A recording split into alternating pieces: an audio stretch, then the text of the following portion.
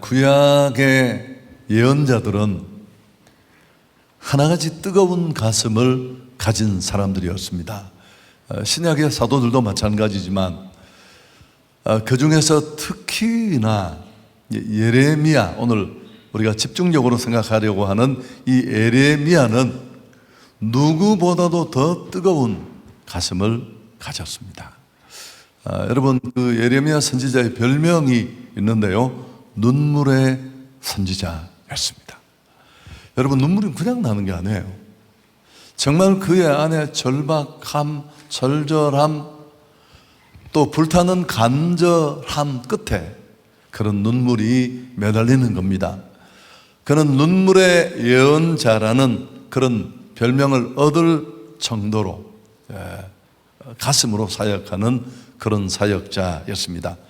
오늘 이 예레미야서를 우리가 충분히 본문 전체를 다 읽지는 못했습니다만은 9장 1절에 보면, 오늘 우리 20장을 읽었습니다만은, 어찌하면 내 머리는 물이 되고 내 눈은 눈물 근원이 될고 죽임을 당할 딸 내 백성을 위하여 주야로 울리로다. 좀 쉽게 풀어 설명하면 살해된 나의 백성, 나의 딸 이스라엘을 이렇게 말하는 겁니다. 내가 낮이나 밤이나 울 수 있도록, 마음껏 통곡할 수 있도록 하나님 내 머리를 물로 채워주시고 내 두 눈을 눈물샘이 되게 해 주옵소서. 그런 의미입니다. 오늘 이 예레미야가 이런 예언을 쏟아놓던 그 시대, 사역을 하던 그 시대가 어떤 시대였을까요? 얼마나 뜨거운 가슴으로 그 백성을 사랑하고 또 그 민족을 아파했는지를 알 수 있습니다. 그가 예언하던 이 유다 왕국 말기는 우리가 알듯이 정말 도덕적으로 부패한 때입니다. 정치적으로 대혼란기입니다. 이제 하나님이 거의 손을 내려서 바벨론 포로로 끌려가기 직전이잖아요. 불타는 도성, 피투성이가 된 전쟁터, 또 끌려가는 가련한 포로민들의 참상, 황폐, 파괴, 멸망, 하나님의 손에 잡고 있던 그 도성이 처참하게 아무것도 남지 않는 그런 장면을 보고 있습니다. 풍전등화와 같이 위기 앞에 선 민족을 바라보면서 그들을 돌이키려고 또 곧 닥쳐올 그 임박한 재앙을 그는 아픈 가슴으로 예언했습니다. 여러분, 하나님이 전하라고 그에게 담아준 메시지의 핵심은 파멸과 멸망이었습니다. 유다는 죄로 말미암아 바벨론의 침공을 받게 되고 또 폭력을 당하고 결국은 유다는 나라 문을 닫고 멸망하게 될 것이다. 그게 예레미야가 외친 메시지였습니다. 그는 질그릇을 들고 나가 산산조각으로 박살을 내면서 이 나라도 이렇게 깨어지고 말 것이다 선포합니다. 백성들이 영원히 보존되리라고 믿고 있던 그 화려한 성전 다 무너졌고 마침내 예루살렘 성이 세계 여러 나라의 저주거리가 될 것이다, 그렇게 선포합니다. 여러분, 뿐만 아니라 시드기야 왕 4년에는 나무 열매를 메고 무리 앞에 나가서 예레미야가 그렇게 말합니다. 유다가 바벨론의 속박 아래 들어갈 것을 분명히 할 뿐만 아니라 이제 더 이상 바벨론과 싸우지 말고 화해하라. 여러분, 이런 일들은 좀 지루하지만 여러분에게는 예레미야의 입장을 더욱 난처하게 만들었습니다. 매국노, 하나님을 모독하는 자, 또 반역자라는 이런 낙인을 그는 찍히기에 충분했습니다. 옥에 갇혀 매도 맞고 고생도 하고 백성들은 떼거리로 몰려들어서 그를 죽이려고 했습니다. 실제로 물 없는 진흙 구덩이에 던지고 죽을 고비를 넘깁니다. 더 안타까운 것은 고향의 친척들까지도 그를 반역자로 몰아붙이면서 죽이려고 합니다. 가는 곳마다 미워하는 사람의 눈초리와 반대를 그는 받아야 했습니다. 멸시와 협박과 공포가 한시도 예레미야를 떠나지 않았습니다. 그래서 그는 이런 상황을 안팎으로 쪼이면서 견디다 못해 그가 토해낸 호소가 예레미야 20장 8절이었습니다. 우리가 읽었는데 다시 한번 같이 읽습니다. 내가 말할 때마다 외치며 파멸과 멸망을 선포함으로 여호와의 말씀으로 말미암아 내가 종일토록 치욕과 모욕거리가 되었습니다. 그는 견딜 수 없는 이 고통 때문에 예언자의 직책을 내려놓으려고까지 했습니다. 근데 문제는 그렇게 할 수 없었던 이유가 있었는데 그의 가슴 속에 불타는 민족에 대한 사랑이 있었습니다. 그 뜨거운 가슴 때문에 그는 그렇게 할 수 없었습니다. 자, 9절도 같이 다시 읽습니다. 내가 다시는 여호와를 선포하지 아니하며 그의 이름으로 말하지 아니하리라 하면 나의 마음이 불 붙는 것 같아서 골수에 사무치리 답답하여 견딜 수 없나이다. 다시는 내가 이런 메시지 전하지 않겠다. 그의 이름으로 말하지 않겠다. 정말 모든 것 내려놓고 다 단념하고 싶다. 그런 그의 마음의 간절함이 그렇게 표현이 되었습니다.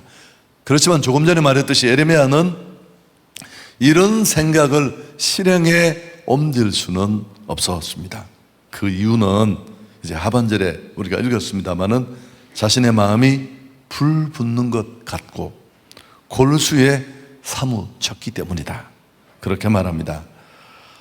백성들의 심판받는 장면, 그 마지막에 처참한 모습을 그는 생각해 보면 너무 섬찟하고 또 그게 너무 생생하고 너무 처절하고 고통스러운 것이기 때문에 자신의 수치와 질고를 각오하더라도 멈출 수 없다. 그런 뜻입니다. 여기 말하는 이 마음과 골수는 둘 다 언어적 표현이지만 이 예레미야 안에 있는 내면을 보여줍니다. 여러분, 하나님의 마음을 품은 참된 선지자의 진실이 그대로 드러나고 있습니다. 그 내면에 하나님을 향한 열심, 또 동족의 미래의 그 참상으로 인한 염려, 고통, 이런 것들이 불처럼 이글거리고 있었습니다. 사실 오늘 이 선조 세미나 성격이 있어서 제가 쉽게 가려고 마음을 먹었습니다만은 후에 생각을 바꿔서 어렵게 가야 되겠다. 그런 생각을 했는데 예상외로 어렵게 가고 있습니다. 여러분, 미국 출신의 아주 좋은 선교사들이 많이 계시는데 우리가 잘 아는 분 중에 데이빗 브레이너드라는 분이 있습니다. 여러분, 이분은 살아서 사역하던 시절에는 잘 알려지지 않았습니다. 그가 죽고 사후에 29세에 죽었는데 그의 일기가 남아서 사역이 사람들에게 후에 알려졌습니다. 25살 되던 해에 그는 누구도 돌보지 않고 거들떠보지 않던 지역 인디언들을 섬기는 그런 사역을 시작합니다. 여러분, 인디언들이 백인들로부터 처참하게 땅을 빼앗기고 신대륙이 다 그런 거 아닙니까?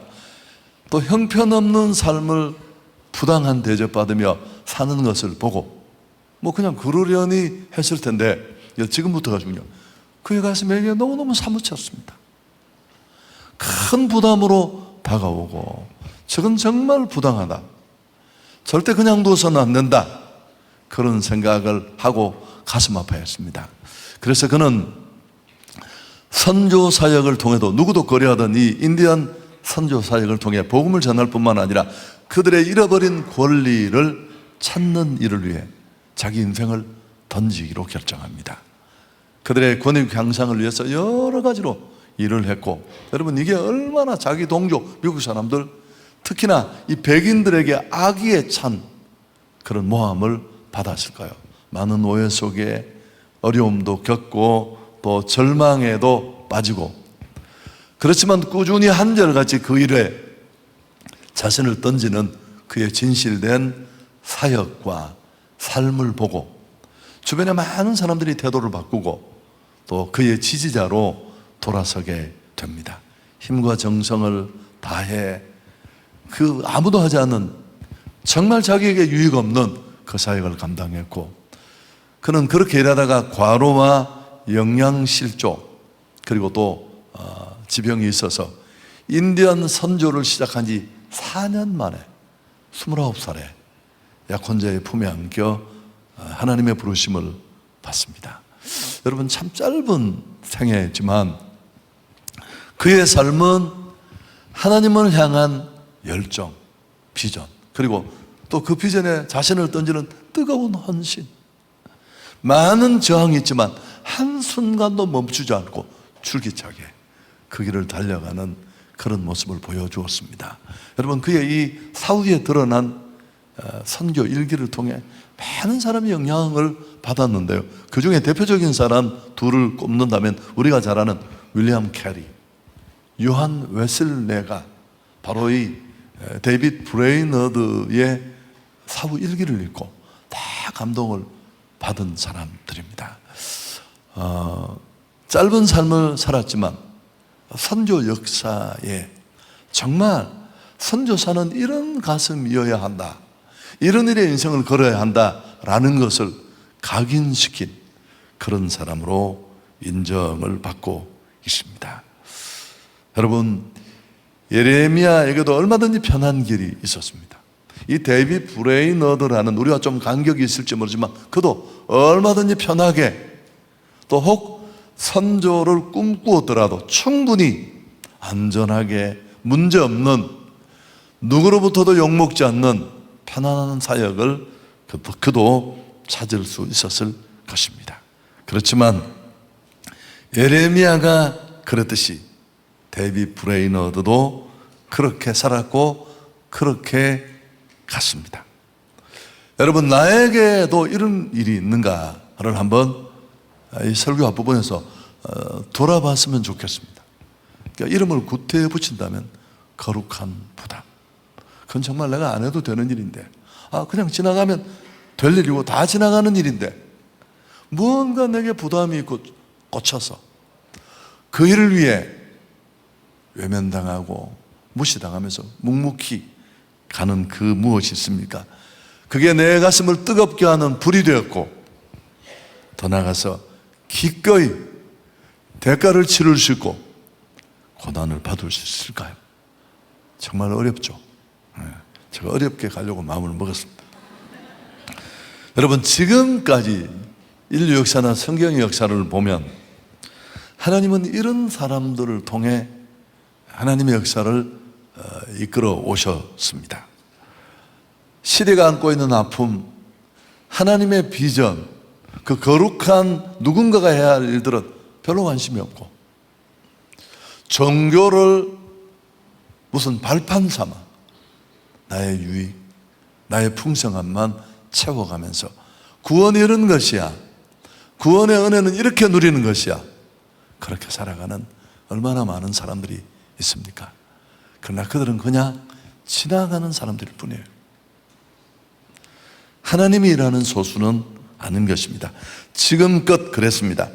우리는 하나님의 역사와 사람들로부터 인정받는 이런 시대 속에 하나님이 쓰셨던 사람들의 특징이 있는데요, 오늘 이 예레미야의 모습에서 더 그 특징은 두드러집니다마는 비통함과 열정입니다. 그냥 누군가는 혀만 한번 차고 저런 일이 있군 하고 지나가는데 그에게 이건 꽃입니다. 팍 가슴이 뜨거워지고 해야만 할 것 같은 부담이 그에게 있고, 마침내 그런 열정이 식지 않고 멈추지 않아 그 일에 자신을 던지게 됩니다. 예레미야서를 읽어보면 그게 느껴져요. 그냥 그만하면 돼요. 아니, 그냥 그런 소리 안 하면 돼요. 그렇지만 그렇게 할 수 없잖아요. 정말 많이 욕먹고 18장을 읽어보면 예레미야를 암살하려는 사람들이 만들어집니다. 지도층들은 그를 빨리 제거하고 싶어 했습니다. 다 설명할 수 없지만 제사장이고 총감독이었던 바수홀에게 끌려가서 매를 맞습니다. 거짓 예언자들과 싸움을 벌이면서 왕따 당하는, 금방 돌아온다, 포로돼도 다시 금방 돌아온다. 얼마나 듣기 좋은 말입니까? 그는 매번 어려운 처지에 처하고 감옥에 갇히고 웅덩이에 던져지고, 여러분 이 예레미야 선지자의 마지막이 궁금하지 않습니까? 그는 결국 이집트로 도망가서 망명 가서 거기서 비참한 죽음을 맞게 됩니다. 삶을 끝내게 돼요. 그러나 결코 그의 삶은 불행하지 않습니다. 여러분, 예레미야 안에도 이 비통함이 있었습니다. 위대한 하나님의 사람들에게 공통적으로 나타나는 것입니다. 하나님으로부터 출발한 이 뜨거움, 이 거룩한 부담. 오늘 이 밤에 이 모임에 온, 또 이 선교 모임에 온 우리 모두 안에 있기를 축복합니다. 이런 게 있다는 것도 모르고 그냥 막 들떠서 난 예수 믿고 정말 행복해. 여러분, 그러다가 끝내기에는 인생은 너무 빠르고 또 주신 이의 뜻도 있고 그렇죠. 우리 예수님도 마찬가지입니다. 물론 뭐 이렇게 비교하기는 좀 무리가 있지만 이스라엘을 향한 연민의 고통이 있었습니다. 이스라엘을 보시면서 목자 없는 양과 같이 고생하며 기진하는 그 연민, 창자가 끊어진 것 같은 아픔이 그에게 있었습니다. 여러분, 결국은 그분은 거절하고 육신을 가진 인간의 몸으로 오셔서 충분히 그 고난의 선잔, 십자가의 무거운 고통 도망가고 피하고 달아날 수 있었지만 박해도 받고 십자가도 지시고 결국 부활하여 온 만유의 주가 되셨습니다. 하나님에게 인정을 받아 모든 이름 위에 뛰어난 이름이 되었고, 그 이름 앞에, 예수의 무릎 앞에 그 구원의 은총을 깨닫는 자들마다 코를 박고 당신은 나의 구주시고 하나님이십니다. 그런 고백을 받기에 이르렀습니다. 여러분, 오늘 이 하나님이 쓰셨던 사람들 안에 일어난 이런 열정, 이런 뜨거움은 사실 감정과는 좀 다른 것입니다. 감정과도 섞여 있지만 뜨겁게 기도하고 뜨겁게 찬양하고 막 감정이 뜨거워지면 눈물이 나고 뭐 그럴 수 있습니다. 그런 눈물은 그냥 닦으면 되는데 이 눈물은 잘 멈추지 않습니다. 조금만 지나가면 그 부담이 딱 벗겨지면 되는데 그건 그냥 지나가면 돼요. 그렇지만 이 부담은 그렇게 쉽게 벗어버릴 수 없습니다. 괴로울 만큼 집요하게 매달려서 따라다니고 몰아붙이는 그런 힘이 있습니다. 그래서 그게 열정을 만들고 감정으로 끝나지 않습니다. 감정으로만 출발한 열정은 금세 바닥이 납니다. 가슴 깊은 곳에서 두 번째 이 열정은 우러 나오는데요. 앞에 제가 말했지만 하나님은 이렇게 일하세요. 여러분, 하나님이 어떻게 일을 하시나요? 무슨 철야에 왔는 사람한테 그런 수준 없는, 아니 하나님 어떻게 일을 하시는지 한번 설명해 보시죠. 날개 달린 천사, 날개가 4개 달린 4개인지 5개인지 모르지만 천사들이 보내서 천사들이 막 영차 그렇게 노끈 메고 일을 하죠. 그런 거 보신 분 손 한번 들어 보시죠. 난 못 봤거든요. 하나님은 사람을 통해 일하시는 줄 믿습니다. 이것도 아주 보편적인 케이스입니다. 그래서 깊은 자기 성찰, 또 믿음 속에 깊이 자신을 바라보면서 느끼는 확고한 가치관, 이런 데서부터 이 뜨거움은 시작됩니다. 금세 금요철에 한번 나왔다고 팍 튀어나오는 그런 게 아닙니다. 오랜 동안의 깊은 성찰, 자기 돌아봄, 기도 속에서 나옵니다. 예레미야도 예수님도 그랬습니다. 여러분, 진정한 열정은 순간적 뜨거움이 아닙니다. 그래서 그렇게 열린 눈으로 타인이 보지 못하는 것을 보고 깊은 곳을 바라보고 누구도 아파하지 않는 것을 아파하고 예수님 눈에 비친 이스라엘, 데이빗 브레이너드의 눈에 비친 그 인디언들의 아픔, 다들 조금씩은 그들이 원래 이 땅의 주인인데 왜 저렇게 쫓겨가요? 저렇게 비참한 삶을 살아야 되느냐라고 한 번씩은 느꼈지만 그에게만큼 그렇게 집요하게 그 감정이 매달려 있지는 않았습니다.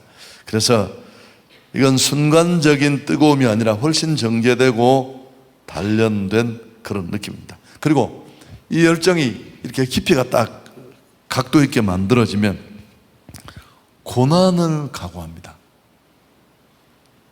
너무 집요하고 끝까지 거룩한 부담으로 남기 때문에 기꺼이 대가를 치르게 됩니다. 고난을 극복하고 뛰어넘습니다. 여러분, 예레미야가 그렇게 넘어간 거예요. 이거 그만두면 다 당장 괜찮아지는데 결국은 그렇게 못하고 차라리 잃어버린 딸 같은 내 조국, 내 동포를 바라보면서 통곡하며 내 머리가 눈물 주머니가 되었으면 좋겠다. 그렇게 두들겨 맞고도 결국 못 내려놓고 망명 가서 아무도 알지 못하는 죽음을 맞게 되는 것을 보십시오. 예수님도 그렇고. 그래서 여러분, 성경에도 이런 사례들이 참 많은데, 자, 이 케이스만하고 제가 정리를 할게요. 느헤미야를 한번 생각해 보십시오. 여러분, 느헤미야는 우리가 잘 알잖아요. 그는 포로로 끌려가서 태어난 1.5세죠. 거기서 어쨌든 주목받고 성공해서 술관원장이라는, 지금으로 말하면 대통령 비서실장에 해당하는 그런 직을 수행하는 고위 관직에 있었습니다. 전혀 문제가 없는. 그렇지만 늘 그의 마음은 조국 무너진 그 땅에 가 있었습니다.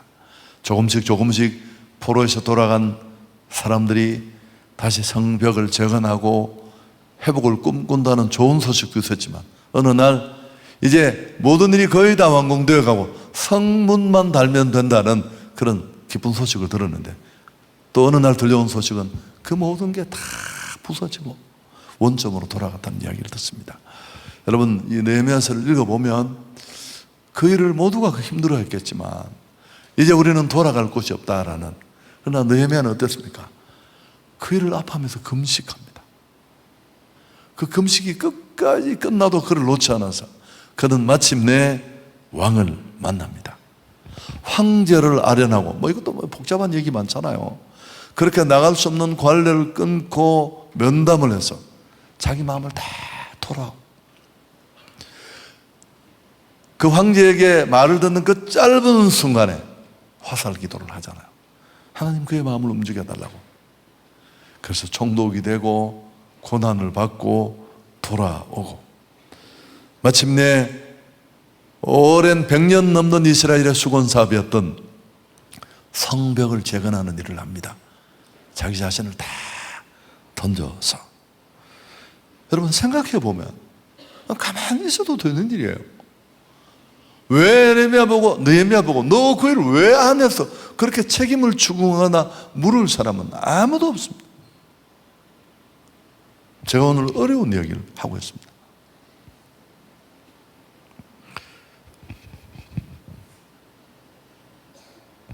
하나님은 이런 사람을 사용하십니다. 정말 진심으로 오늘 축복하고 싶습니다.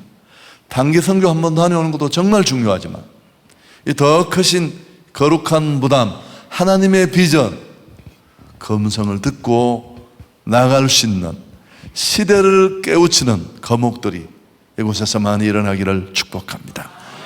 하지 않아도 되는 일인데 누군가는 해야 될 일이겠지만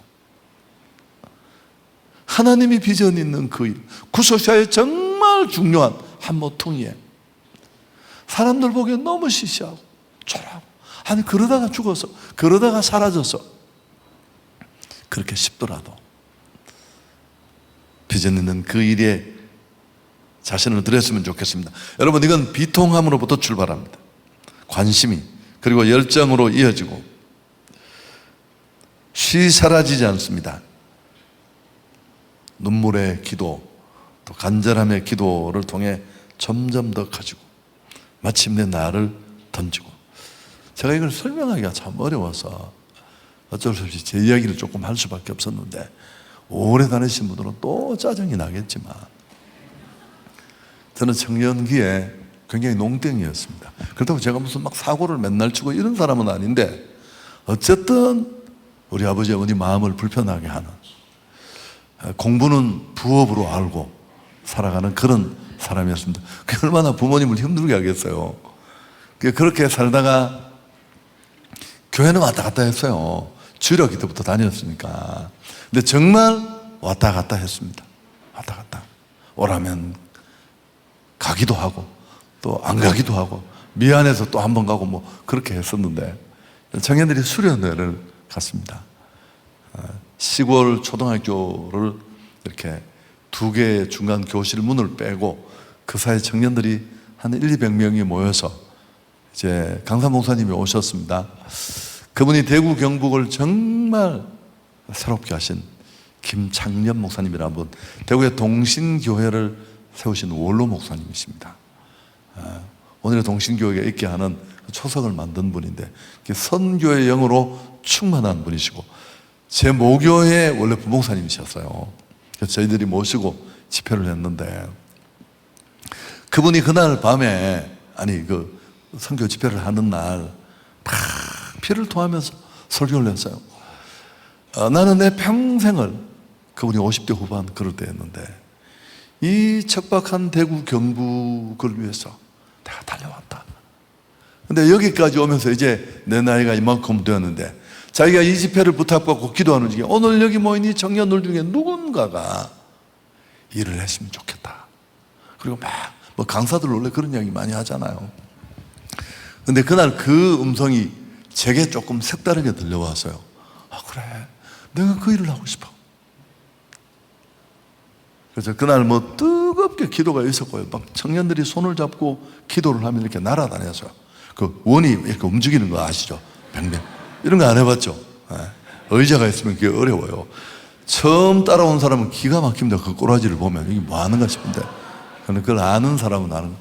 바닥이 다 시골 마룻바닥이 눈물 콧물이 지도를 그렸는데, 새카만 지도의 양이 하얀 지도보다 양이 많았습니다.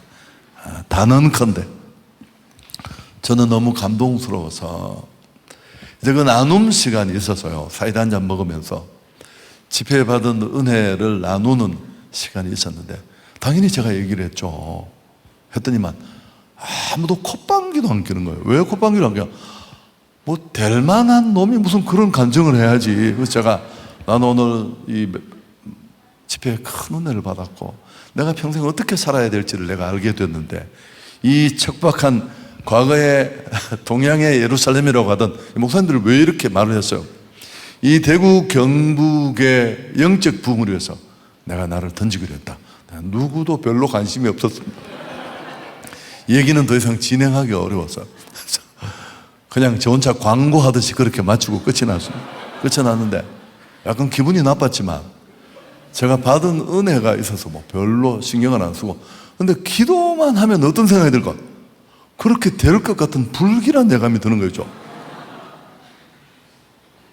여러분, 그로부터 12년이 지났어요.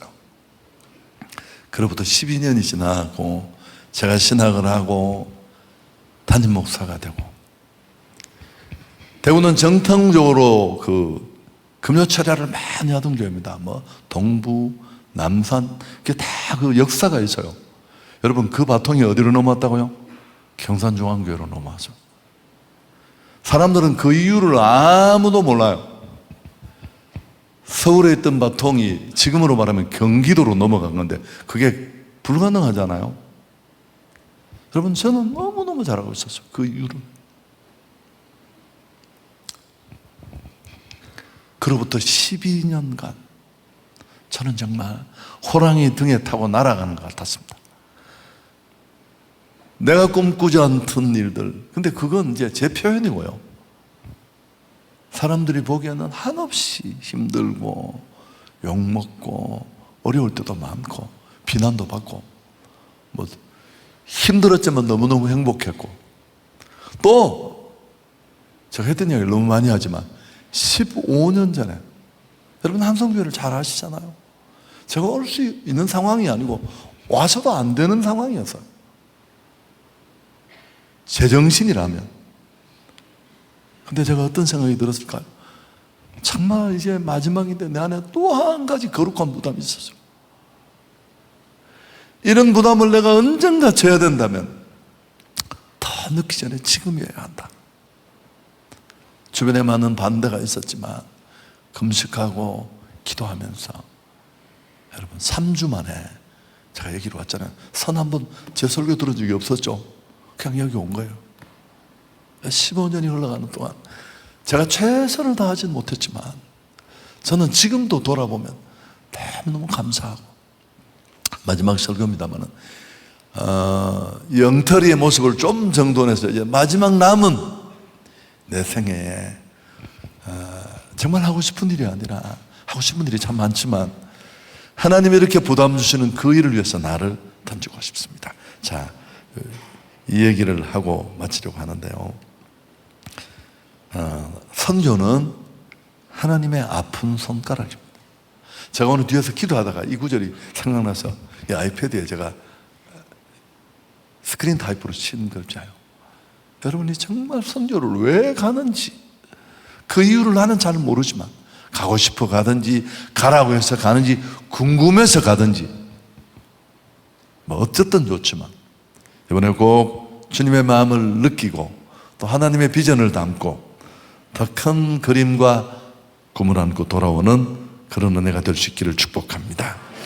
그래서 무엇을 위해 통곡해야 되고 무엇을 위해 인생을 던져야 될지를 알고 정말 보람 있는 그런 삶을 살아가는 우리 모든 성도들이 될 수 있기를 축복합니다.